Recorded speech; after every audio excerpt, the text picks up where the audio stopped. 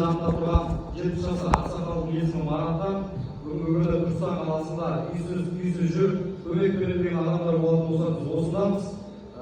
Қазір автотұрақта жұмыс істейді, саяжик болып.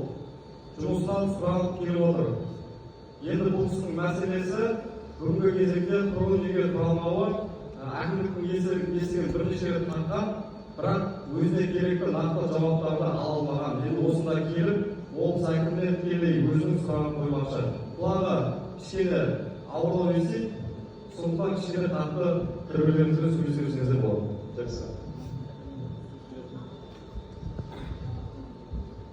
Ассалаумағалейкум. Түркістан қаласының тұрғындары. Мен осы елдегі Түркістанның азаматының бірімін. Еңбегім сіңген, әр өнерде еңбегім сіңген, бірақ бұрынғы совет үкіметінің кезінде өмір сүргендіктен мен құжаттарды алмай академический сығып жүре берген. Енді екінші мәселе, мынау жүре жаңа камераларын білмейміз. Заң не алмауға тырысамыз әйтеуір бұзбауға. Дегенмен де бұлай сәйкес келмей жатыр. Қаланың ішкі құрылысы сәйкестендірілмей жатыр. Ол қалай десеңіз, мына көше бойынан, Әлі Рүстем Бабадан шыққаннан базарға жеткенге дейін ешқандай дәретхана жоқ. Енді мынандай мәселе 2019 жылы 12 маусым күні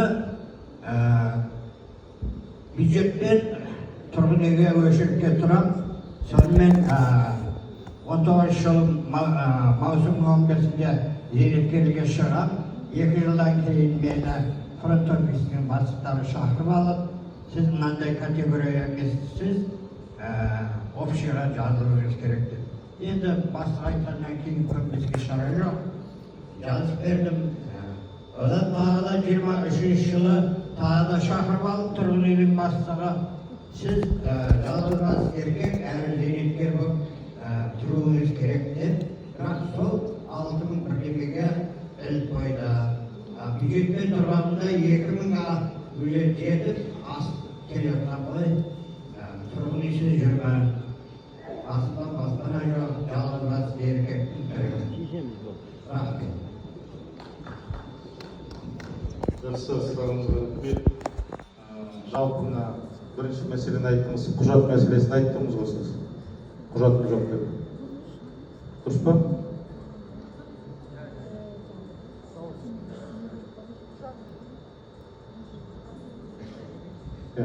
Жалпы былай жасайық, мына қала әкімі отыр. Қазір мына кездесуден кейін сіз арнайы қалыңыз, қала әкімі бәрін сізді арнайы қабылдап мәселеңізді зерттеп шықсын. Егер де қала әкімінің берген жауабы, жасаған жұмысы сізді қанағаттандырмайтын болатын болса, маған келіңіз, мен өзім сізді қабылдаймын. Жақсы.